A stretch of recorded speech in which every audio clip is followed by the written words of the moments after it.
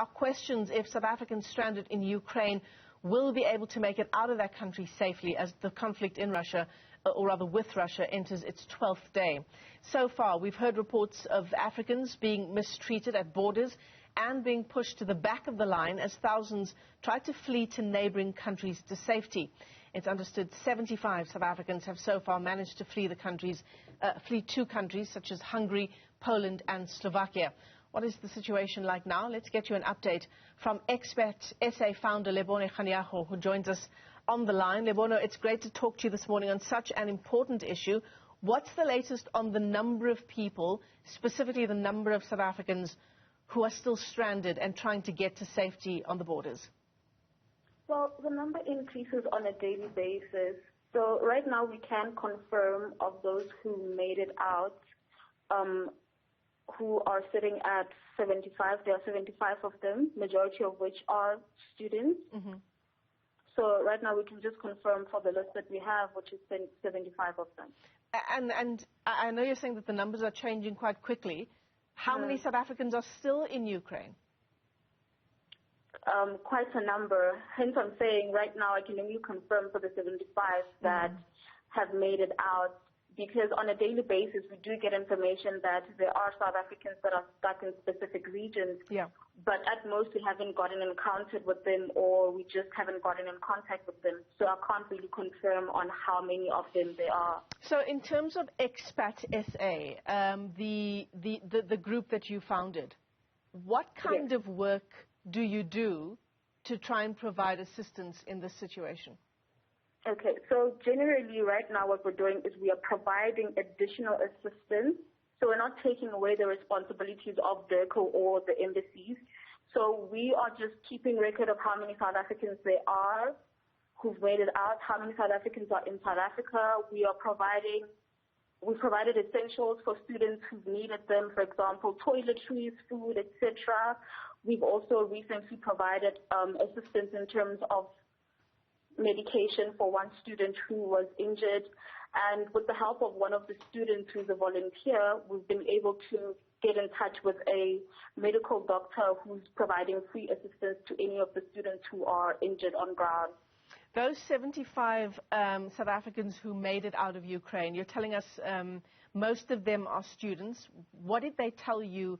What were their accounts of that journey, that really arduous journey of getting out of the country, getting to safety? Many of them, as we've been reporting over the period of days, reporting racism, ill treatment. What were you hearing from them, the stories they were telling?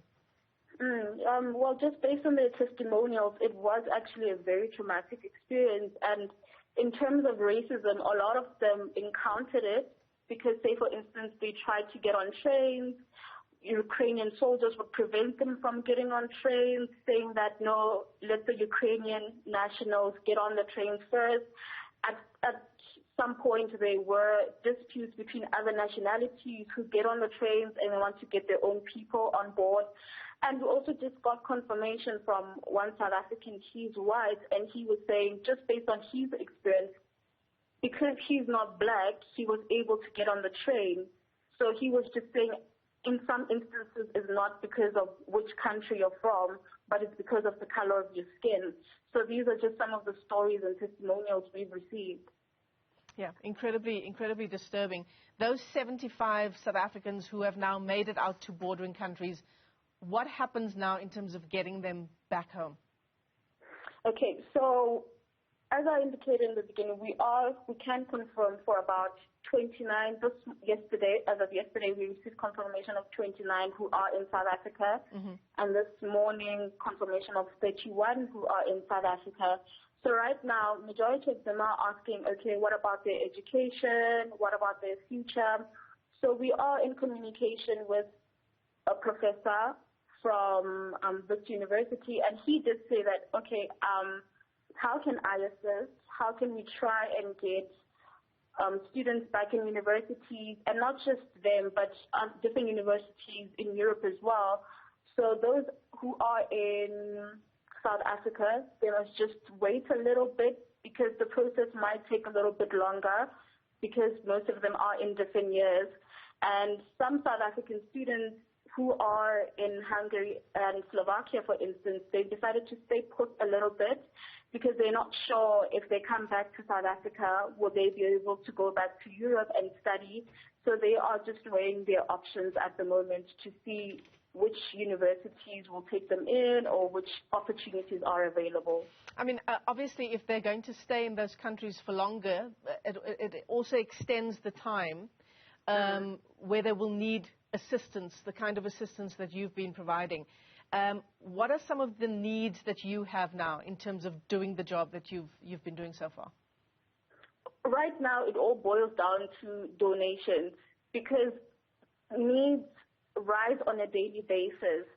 Who can provide assistance? It doesn't even have to be monetary. Any form of assistance, for example, accommodation, food, clothes, etc.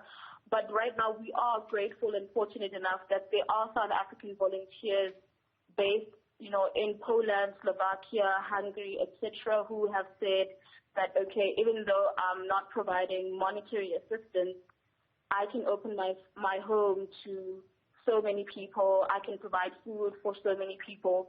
There are also churches that are taking people in. So that's helpful for now, and it'll be helpful for the coming weeks.